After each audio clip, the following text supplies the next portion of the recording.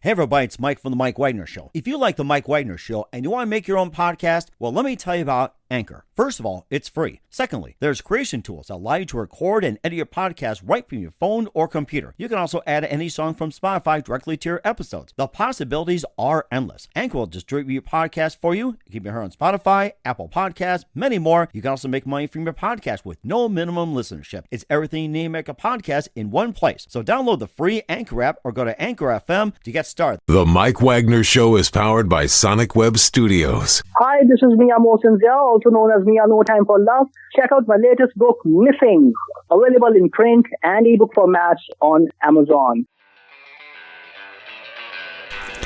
It's now time for the Mike Wagner Show, powered by Sonic Web Studios. Visit online at sonicwebstudios.com for all your needs. The Mike Wagner Show can be heard on Spreaker, Spotify, iHeartRadio, YouTube, iTunes, Anchor FM, Radio Public, and the MikeWagnerShow.com. Mike brings you great guests and interesting people from all across the globe. So sit back, relax, and enjoy another great episode of the Mike Wagner Show.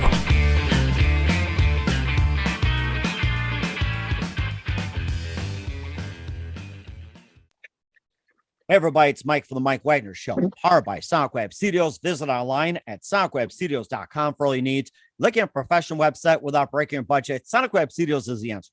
Sonic Web Studios offers fast, affordable custom web designs that blow the competition away.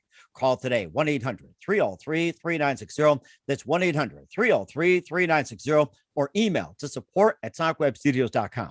Mention the Mike Wagner Show, get 20% off your first project. Sonic Web Studios, take your image to the next level.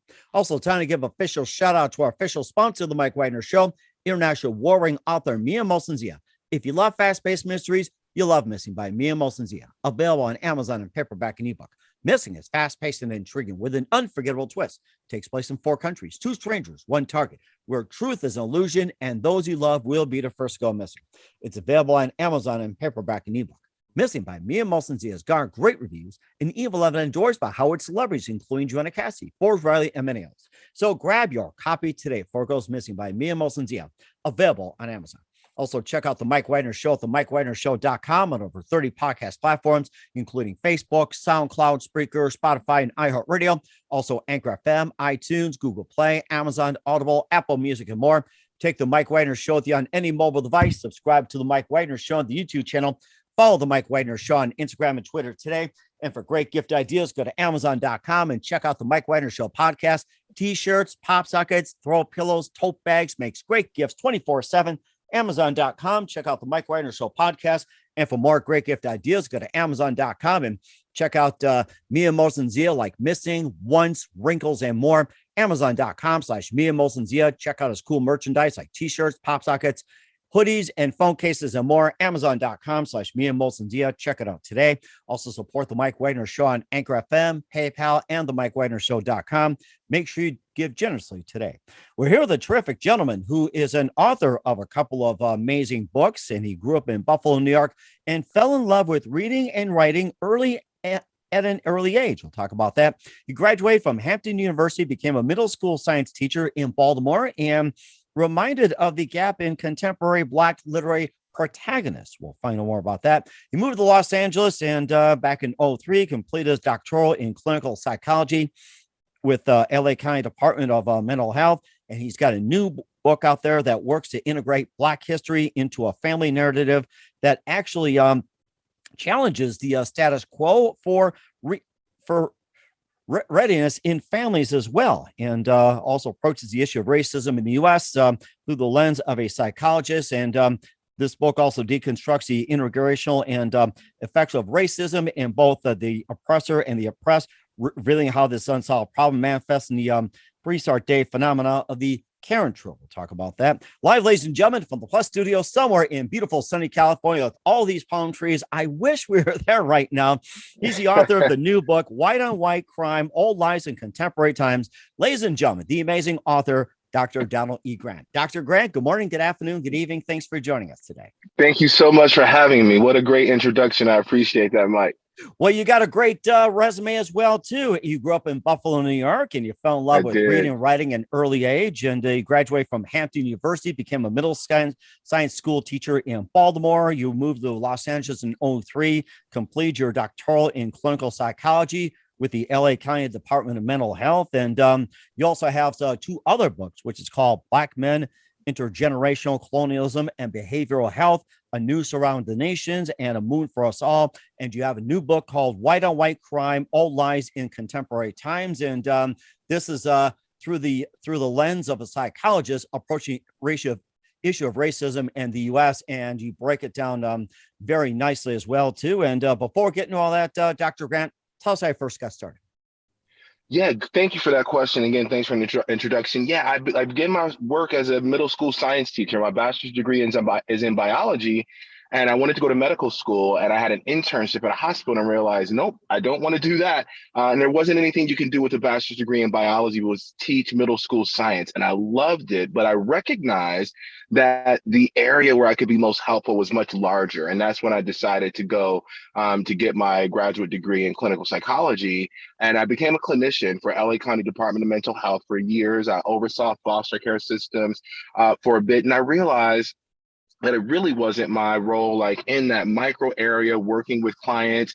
I really wanted to help systems solve a lot of the ills that they were creating that would create the problems that you solve on the one-on-one basis. And so when you're meeting with people one-on-one, how do I create organizations and systems and places where people can actually have policies that keep them safe, actually understand how these systems work?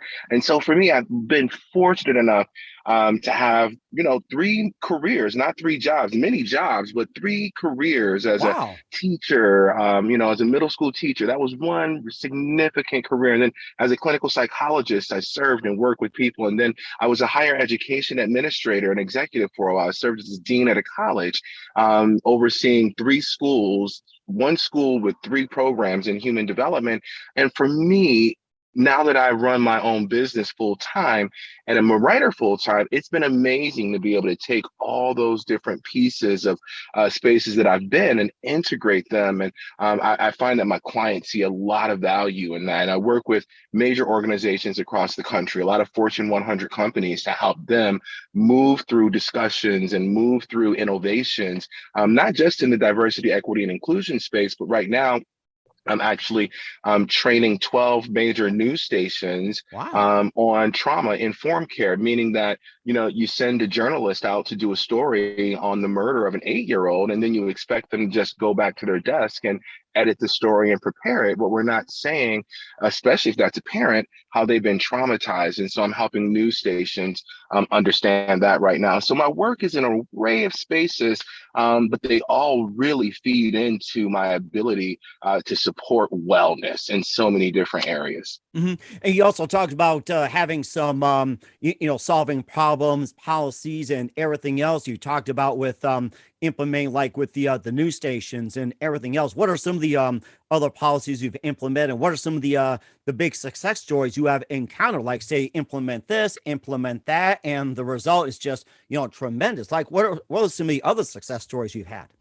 Some amazing work has been done. And I'll tell you, the success has really come from the willingness of the people who I work with to open themselves up. And some of these executives and leaders who say, I don't know what I don't know, and I need you to help me figure this out. And so one major thing that I do is I work with organizations and I tell them, I say, hey, here's what you need after doing listening sessions with their client, with their entire employee base, whether it's 700 people or 200 people.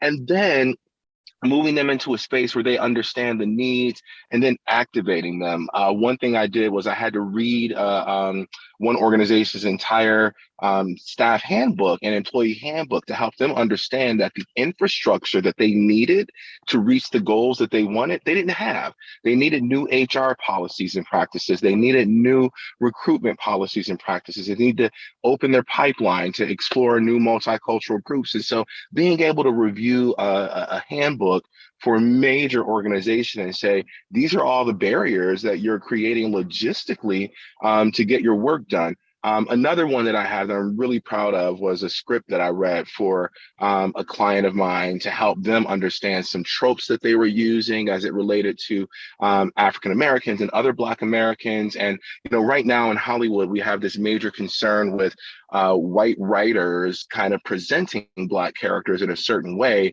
valuable to the story, but this kind of white savior complex seems to come out. And so I help people with their books and their adaptations and their scripts to say, hey, this is what you're risking doing, and here's how you remedy it. And so for me, being able to see those things come to life is really amazing, and helping people kind of see those blind spots is just so rewarding.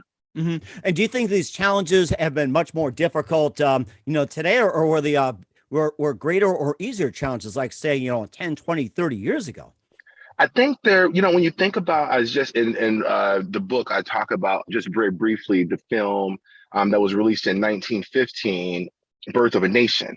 And you think about the kind of guardrails that were in place when that movie was created, and it was a play and it was a book. There were no concerns with this. So I imagine that it was much easier then, because you didn't have to pay attention to these things that we're asking people to pay attention to now. We didn't have concerns with hurting or injuring certain people, and now we do. And so, I think that it is very tough right now for people, and it's not the learning that's tough, it's the unlearning. We've been given so many things that we assume that we can just operate from, and it's kind of like, nope, you can't say that anymore because you're going to hurt someone. And before, we didn't care about hurting those people, whoever they were. It actually reminded me of comedies as well, too. Back in the 60s and 70s, you had, like Blazing Saddles, the movie. You also had like All in the Family, Good Times, and everything else. And I think I'm trying to think of another movie where it's just like it's okay to be yourself. Now it's just like a lot of the movies out there and everything else are pretty much like no, stuff like that. So yeah, oh my gosh. I mean, I think the goal is kind of how do we change some of ourselves? I think about Archie Bunker and All in the Family and Good Times. And I always tell this story. There's this great story that I'd love your viewers to take a look at. Norman Lear, who was the writer for a lot of those shows back in the 50s and 60s, Good Times, Maude, All in the Family, Sanford and Son, all those wonderful shows. He has this YouTube video interview that he's doing where he says the Black Panther Party came to him. And they said, hey, why is it that every show you have on television with Black characters, why are they all so poor and they're struggling? Sanford and Son was a father and son duo in Watts with a junkyard, and Good Times was this Black family living in the projects in Chicago. And the Black Panther Party said, we appreciate those things, but it'd be great if you could show some other images of Black people. So Norman Lear, who was just like saying, oh, I'm putting Black people to work, I'm getting all these Black stories on TV, this is awesome, this is great. And that's who he was. But then when he learned that there was another need, he took George Jefferson, who was just a neighbor on All in the Family, and gave him his own show, because the Black Panther said Black people also need other representation. And so I do think it's this evolution that we go through, and that sometimes we have to question the information that went into who made us who we are. And I think for men, we're doing that right now because we've been trained to treat women a certain kind of way. And we say, oh, I just want to be me. Well, what if being me is injurious to her being her? And those are the things I think we're reckoning with now. And do you think like the status is like with the Blacks, the African community, the women and everything like that? Do you think it's actually improved over the years, or you think it still needs some work, or is it just like still the same? It's a steady pace, man. I believe that, most women would say that in the workplace today, they don't have the same acute issues as they had before, right? Women are no longer necessarily worried about not having an avenue to report a man touching her inappropriately in the workplace. 30 years ago, women just had to suck that up. Like somebody would touch their bottom or touch their shoulder, make them feel super uncomfortable, and there was no avenue of resolution. Now, I'm not denying that it still may happen in the workplace, because it does, but now there's an avenue that women can rely upon that says you can't do that and you will be held accountable. That wasn't the case 30 years ago. That wasn't the case 20 years ago. So I do think there are areas where we're improving, and then there's still a lot of work to do. I think about the guys who murdered Ahmed Arbery. They got life in prison. You haven't Wow. seen that happen in the American justice system. You haven't seen that happen. Black people have been forced to live with the fact that you can murder us and get away with it, and it's okay. Now there's some new information that says maybe it's not so okay, Hmm. And or what? at the very least, you'll be held accountable. And what about some of the other ones too, like say with the Asians, the Indians, or say like with senior citizens, children, everything like that? What are the issues that they're dealing with right now, or has not been touched yet? Yeah, there's so many. I think about the neurodiversity community, those who identify as having autism and having different mental health needs. I think right now that's still a community that is not being properly supported or adequately enough supported in so many things. I think that there's still a long way to go with making sure that those individuals who have physical disabilities get access. I watched this great film the other day called CODA. It's an acronym, CODA, and it stands for Children of Deaf Adults. And it was a great film that gave kind of just the lay person a look into that world. If you grew up with deaf families or people who had hearing impairments, it was just a great film. And so I really think that helping us expose one another to different lifestyles and different understandings of the world just creates empathy, really creates empathy. So, there's a laundry list of groups who still need support, who still need people to know that, hey, they're still being mistreated and there's still things that are not equitable for them. And certainly do so as well too. We'll talk about your new book, White on White Crime: Old Lies in Contemporary Times through the lens of a psychologist. And we'll also talk about your other books, A Moon for Us All, Black Men, Intergenerational Colonialism, and more. But first, listen to the Mike Wagner Show at the MikeWagnerShow.com, powered by Sonic Web Studios. Visit online at SonicWebStudios.com for all your needs. Looking at a professional website without breaking your budget? Sonic Web Studios is the answer. Sonic Web Studios offers fast, affordable custom web designs that blow the competition away. Call today, 1-800-303-3960. That's 1-800-303-3960. Or email to support@sonicwebstudios.com.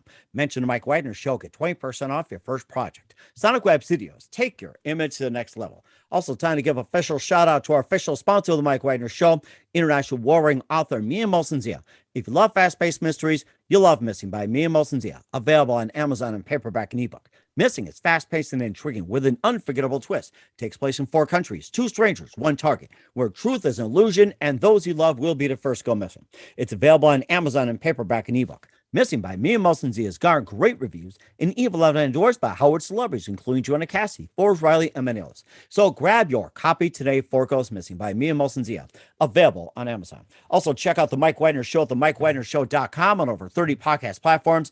Take us with you on any mobile device. Subscribe to the Mike Wagner Show on the YouTube channel.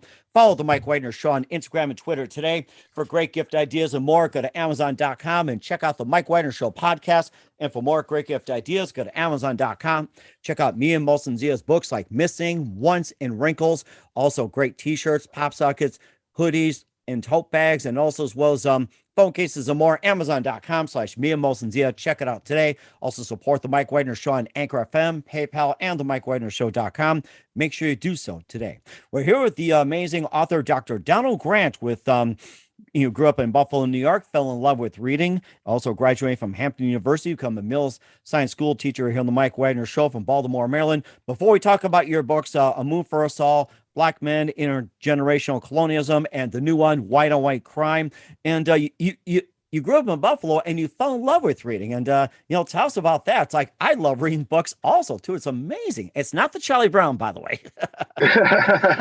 Yeah, I had an aunt who was a teacher when I was a little kid, and she would just bring me books all the time. And as a kid, I was an only child growing up. I have a brother who's in his 20s now, but I was already an adult and kind of out of the house at that time when he was born.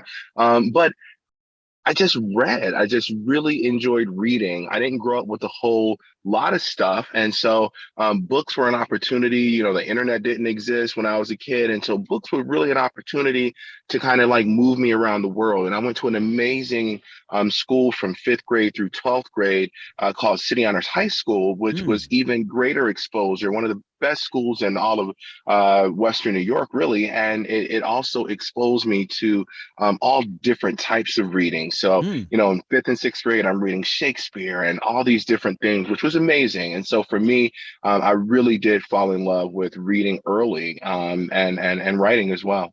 Wow, that is amazing. And who are some of your favorite authors and writers growing up?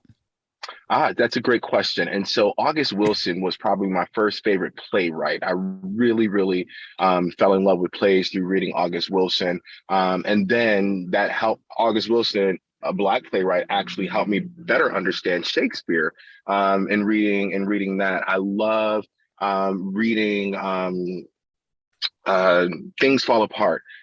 Was one of the earliest books that I think kind of took a hold of me. And that was by Chinua Achebe, a West African author who just wrote all these really, really amazing stories. As an adult, though, I find myself drawn more to nonfiction, although I need to read more fiction. I really enjoy Malcolm Gladwell. I love kind of the way that he kind of brings data and creates these narratives around data. And I try to do that with my own writing, is to help people understand data in a different way and understand the stories that data tells us. Mhm. And how would you describe your writing style?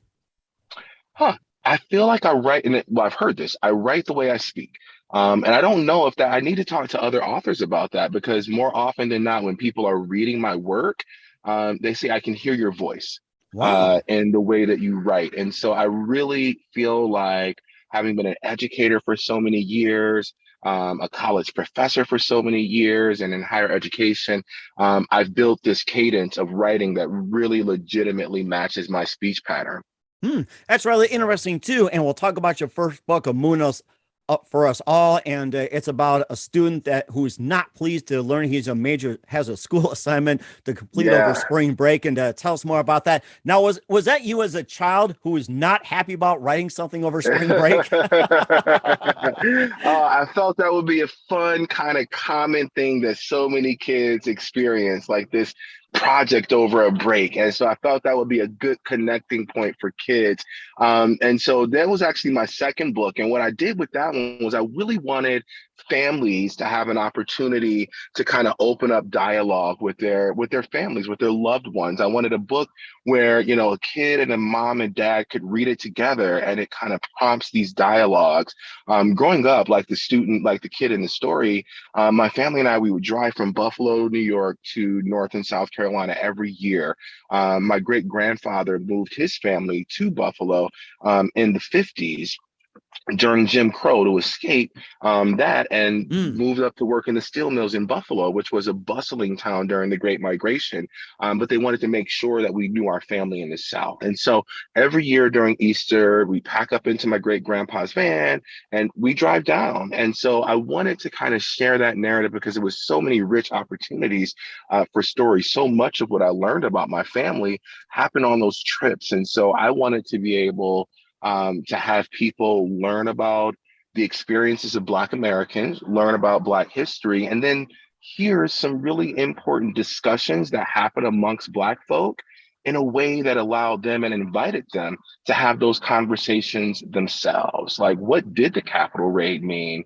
Or how was that discussion had in some Black families? And I write some dialogue about that so that people can use it to really support their own space. And then, it's littered with a lot of Black history facts, but more so in a conversational sense. So I teach people about the murder of Emmett Till, not through talking about it as a just kind of this matter of fact manner, but the grandpa lived down the street from Emmett Till's aunt and uncle when he was kidnapped and lynched. And so you're getting it from that perspective. And so I was really excited to be able to create that story for those purposes. Mhm.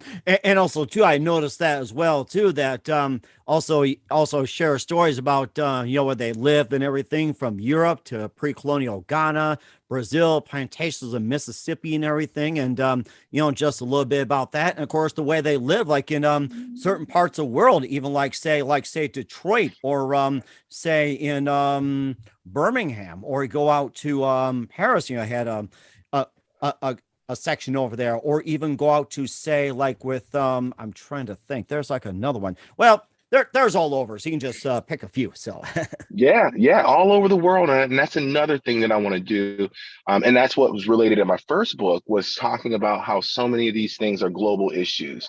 They're not just domestic, and one of my big concerns with, particularly right now, where when we're talking about February and Black History Month, it's really important that people understand that Black history began well before 1619, when the first enslaved Africans were brought here. There's a long history of greatness to the Black culture that more often than not gets minimized. White children grow up, in their social studies classes, learning about all these amazing people who existed and hailed from Europe prior to them even coming to the US. But Black people only get their story starting in the US. And so the reason why I added those stories to that book was so that people know that there's a long history of greatness and achievements and so many wonderful things that happened prior to our enslavement. I think it means something when you tell a group of people that their origins start in chains. And also too,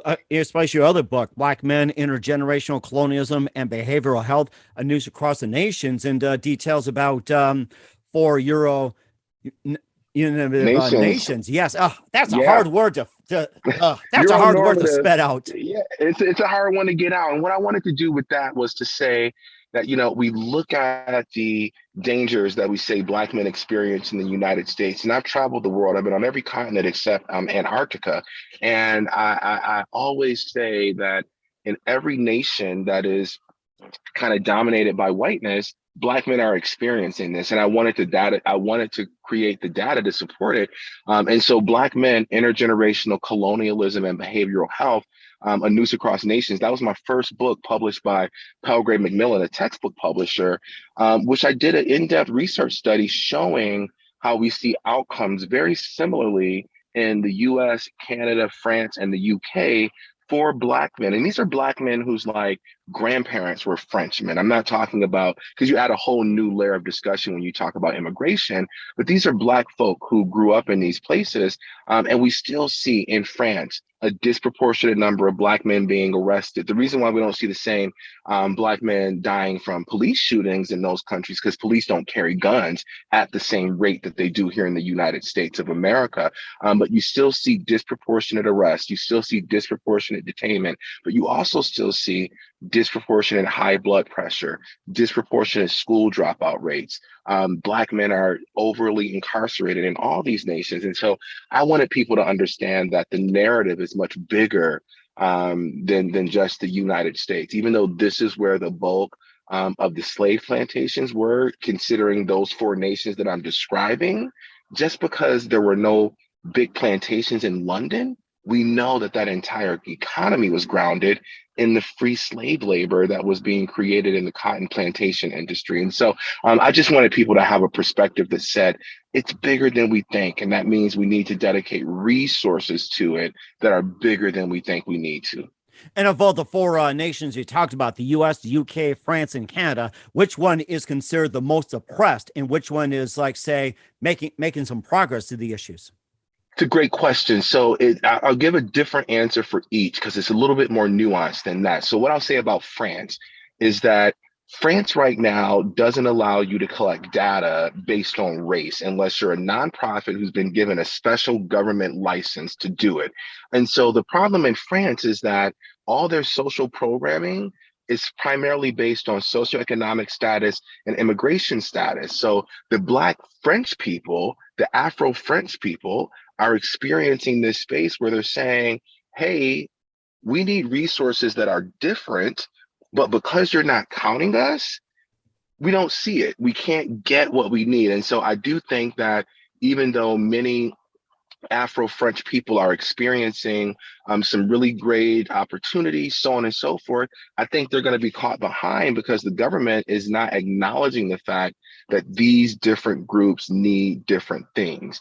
As it relates to Afro-Canadians, I think Afro-Canadians, because of their socialized medical system and the acknowledgement of the different things that they may need, I think that they are on their way to some really great spaces. But the problem is that there's still so many concerns with the levels of segregation in Canada, where you got so many people who may grow up and never see a Black person. Even though that's the case here in the US, it's far more exacerbated because of the smaller population of Black folk in Canada. But when you go to Toronto, you don't see that problem. Vancouver, you don't see that problem. And so finally, when we look at Canada, US, France, The UK. The UK. Those individuals in the UK have really created a unique Afro-British culture. There's more research. Probably Afro-British culture has the second amount of in-depth research about those individuals there behind the United States of America. And so I think that those people who identify as Afro-British are probably on their way to some of the kind of most important spaces of equity and inclusion that we see. But then you look at the government, and there is no representation in the ways that we have in the United States. And so I feel like in the US, we have more of our voices included in the political development than they do in any of those other nations. But I think some of those other nations have some more opportunities than we have. So I think it's a mixed bag across the board. And if we were able to pull out the best conditions from each of those nations and make sure everybody had them, that would be the winner. But since that's not possible, we'll keep doing what we're doing. And what else can we know about the book, Black Men, Intergenerational Colonialism and Behavioral Health? What else? It's just a wonderful collection of data that really helps to illustrate the importance of these points. It goes across hundreds of thousands of years to talk about evolution and talk about language development. And I just really want people to see it as a cohesive body of knowledge to really advance a really in-depth understanding of what we're seeing today, and an international context. I can't minimize the importance of that international context, because we think that only Black families in America are being oppressed. But when I'm walking around Paris, Black guys are talking to me about the same thing that we're talking about here. Wow. When I'm in the UK, talking about the same thing. I was just in the UK a few years ago doing a presentation in Brighton, which is this small little cool beach town in the UK. And these Black guys were just talking about literally the same conversation that me and my buddies have here. And I speak a little French. And so when I'm there, I'm having this conversation. And so I think a lot of people would be surprised to understand that this is happening internationally. It is rather surprising. And where can we find your first two books at? Amazon, you can get both of them. They're both available pretty much wherever you buy books. You can actually get the first book as a free reader from the publisher. And so for Black Men, Intergenerational Colonialism and Behavioral Health, if you go to Palgrave Macmillan, you can get it. And if you type in A Noose Across Nations, it's the shorter subtitle, it'll come right up. But A Moon for Us All, they're both available on Amazon or wherever people buy books, you can find them. We certainly will do so. We'll talk about your new book, White on White Crime, Old Lies in Contemporary Times, in just 1 minute with Dr. Donnelly Grant. You listen to The Mike Wagner Show at themikewagnershow.com, powered by Sonic Web Studios. Visit online at sonicwebstudios.com for all your needs. Also brought to you by our official sponsor, The Mike Wagner Show, international war-wearing author Mia Molson's The of Missing, available on Amazon and paperback and ebook. We'll be back with amazing author Dr. Donnelly E. Grant of White on White Crime, Old Lies in Contemporary Times, after this time out. The Mike Wagner Show is powered by Sonic Web Studios. If you're looking to start or upgrade your online presence, visit www.sonicwebstudios.com for all of your online needs. Call 1-800-303-3960 or visit us online at www.sonicwebstudios.com to get started today. Mention The Mike Wagner Show and get 20% off your project. Sonic Web Studios. Take your image to the next level. Hey everybody, my name is Forbes Riley, and I'm an American actress and a TV host.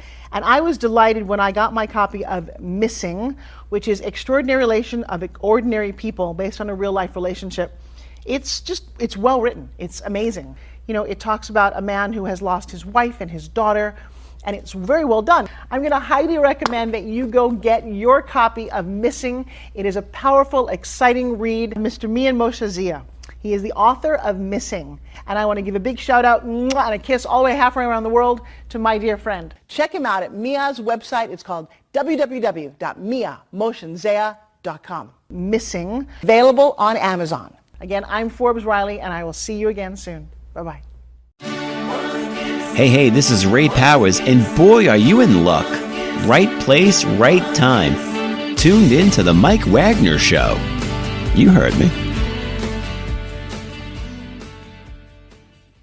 We're back with author Dr. Donald E. Grant here on the Mike Wagner Show. Let's talk about your new book, White on White Crime, Old Lies in Contemporary Times. And you approach the issue of racism in the U.S. through a lens of psychologists. Tell us more about the book, White on White, and what inspired you to write it? I'm really proud of this one. And I tell you, I'm always inspired by gaps in knowledge. My goal is to figure out, how do we see where information is not, and how do we get that information and help other people see it? And so for me, I've been conceptualizing this book for years, to be honest with you. We always talk about the trauma associated with being in the role of the oppressed. We talk about how indigenous people had to experience massacres during colonization and how that plays out today in our disproportionate numbers of indigenous people experiencing substance abuse and suicide and all those things. When I saw the events of January 6th of last year with the Capitol raid, that told me I had to get this book finished. I had to get it out there. And for me, it said that there's this area of information and knowledge that we're just not paying attention to. And that is the transmission of trauma across generations for white people, because we typically talk through mental health lens as though white is human, as though white is normal. And then anything else, we're like, oh, well, this is that, this is that. And so what I want to do is move away from that kind of foundational superiority ideology that says white is human, and begin to talk about white as a cultural group that has experiences that impact their human development, that impact their worldview. But if we keep just referring to white folk as kind of human, we lose that opportunity.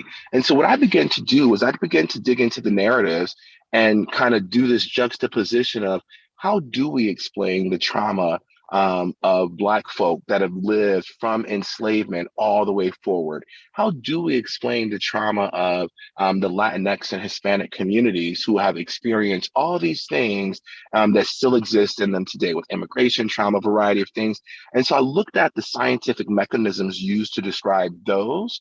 And then I began to think about that lynching picture. Picture it for a minute, Mike. When you look up, if you were to Google a photograph of a lynching scene from the 1970s, 1960s, you see these little kids running around. You see all these little white children running around the lynching scene. Now, we know that that little girl wasn't just walking her dog and she happened up on this lynching scene. We know her dad grabbed her by the hand and said, hey, come on. We're going to go chase a Black dude down. We're going to hang her from a tree and set him on fire, and you're going to watch.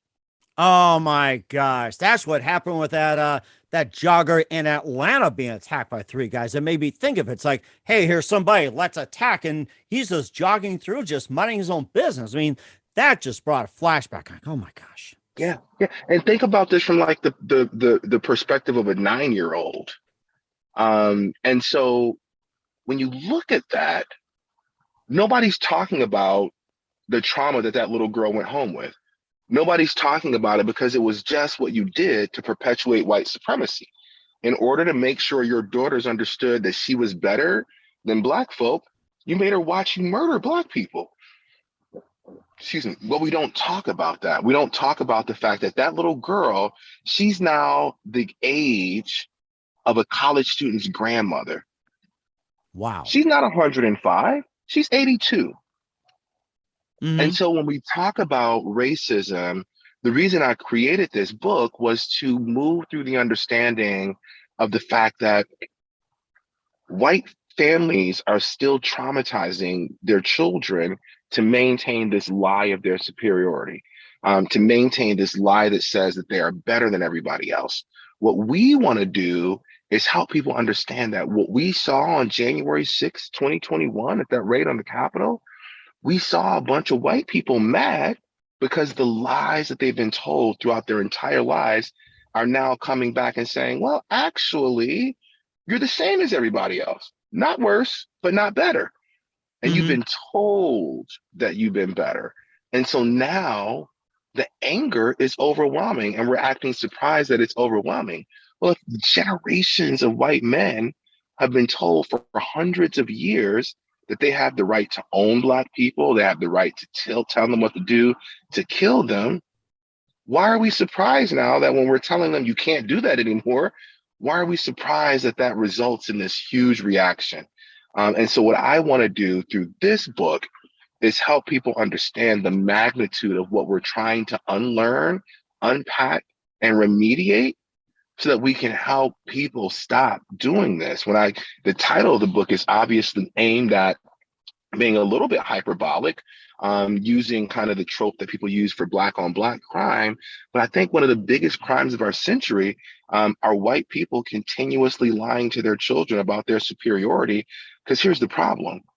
Again, not to do the Ahmaud Arbery example again, but just think about that man went and got his son. I mean, I have a son, and I wouldn't dare put him in harm's way. He went and got his son to help him with that lynching because subconsciously he had been secure in knowing that they would face no consequences, that they were doing what white men have been doing for years, and that they would face no consequences. If he knew that his son would be in danger of spending the rest of his life in jail for this, he wouldn't have brought him along. He would not have brought him to accompany him. And so what we have to do is help people understand there are now consequences for this stuff. And you can't keep teaching your children because you're putting them in danger. Right. And I mean, you hit the nail right on the head, right, too, Dr. Grant. And what else can the readers get from your book? Well, I have this chapter that I call Karen's Revenge. And, today we have this kind of like the Karen persona, short blonde hair and all that. Yeah. And so we see this behavior.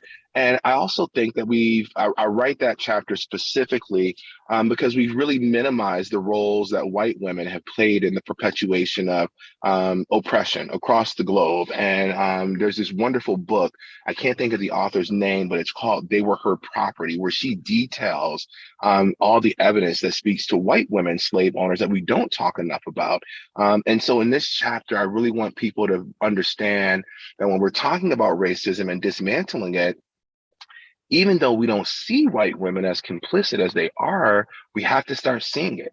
White women oftentimes use their power subconsciously to really create dangerous spaces for Black folk. I think about the young girl at Central Park with the bird watcher, and all he did was ask her to put her dog on a leash in an area of the park where dogs are supposed to be on a leash. She called the police on him saying her life was in danger. Oh my gosh, just because she did not comply regarding a dog?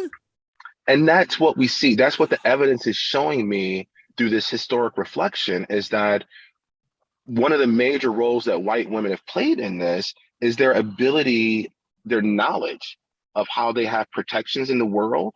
And the fact that this is happening in this way, that this woman would say, and literally the man just said, I need you to put your dog on a leash. You're scaring away all the birds, whatever. And she literally, you see her make a decision on saying, I'm going to call the police and I'm going to tell them you're threatening me, because she knew she had the power to do so. Unfortunately for her, that power doesn't exist anymore in the same way that it did. So the police came, but she lost her job. She got in trouble. Oh my gosh. 50 years ago, that wouldn't have happened. And do you think they might have abused their power at that point? 1,000%. That woman, she knew her life. It's on video. So her life was clearly not in danger, but she does know that when she calls the police on a Black man, there is a chance that his life will be in danger. Oh my gosh. I mean, that's got to be addressed next time as well, too, and researched. And where can we find your book on White on Right, Crime, Old Lies, and Contemporary Times at?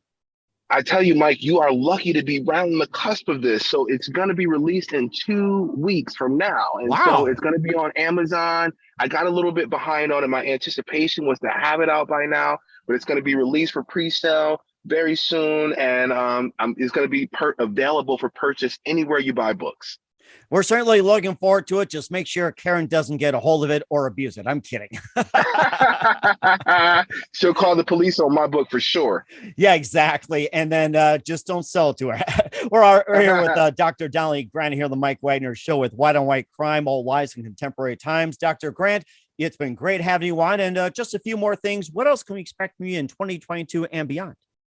Well, I'm looking at making this book into a documentary. I know everybody doesn't pick up a book like this and reads it. And so I really want to share this message broadly because it creates safety for so many people. And so making films and making documentaries, creating content is where I really want to go with this, just to, make sure that all learners get access. As a teacher, I had to make sure that I was able to teach to my visual learners, teach to the learners who needed to touch things. And so for me, the work of this is so important. I want to make sure everybody can access it. And I'm sure they will too, thanks to the world of the internet, social media, and everything else. And who do you consider biggest influence in your career? It's a great question.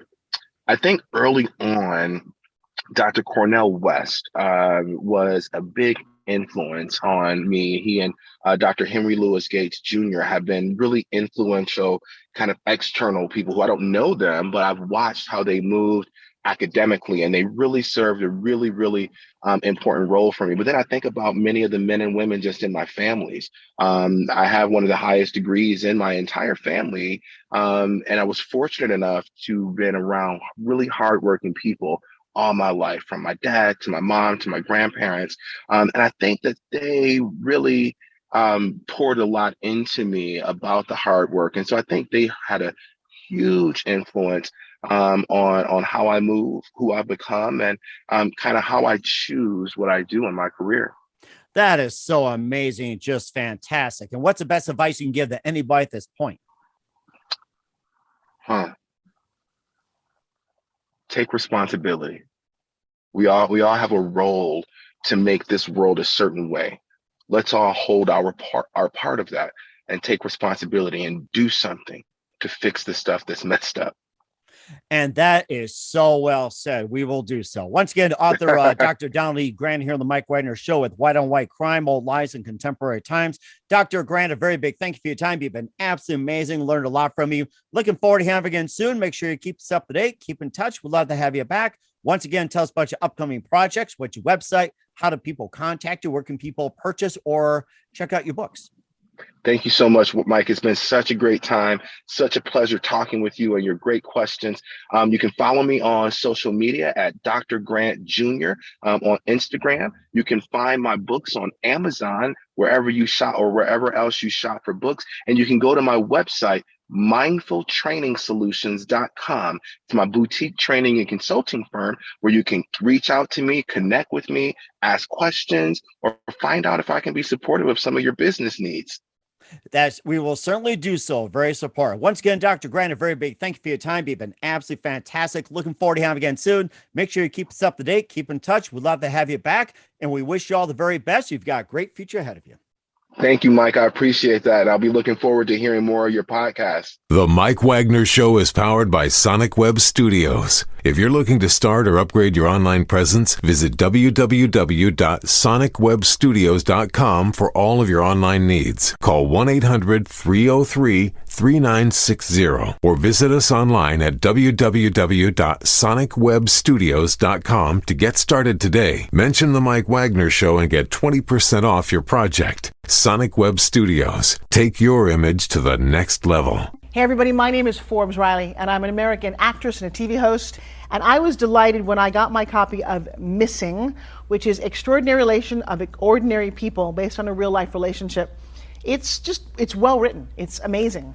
You know, it talks about a man who has lost his wife and his daughter, and it's very well done. I'm going to highly recommend that you go get your copy of Missing. It is a powerful, exciting read. Mr. Mian Moshe Zia.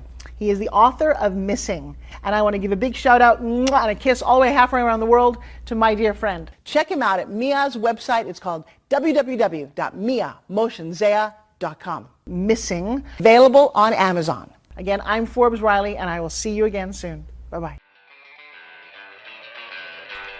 Thanks for listening to The Mike Wagner Show, powered by Sonic Web Studios. Visit online at sonicwebstudios.com for all your needs. The Mike Wagner Show can be heard on Spreaker, Spotify, iHeartRadio, iTunes, YouTube, Anchor FM, Radio Public, and themikewagnershow.com. Please support our program with your donations at themikewagnershow.com. Join us again next time for another great episode of The Mike Wagner Show.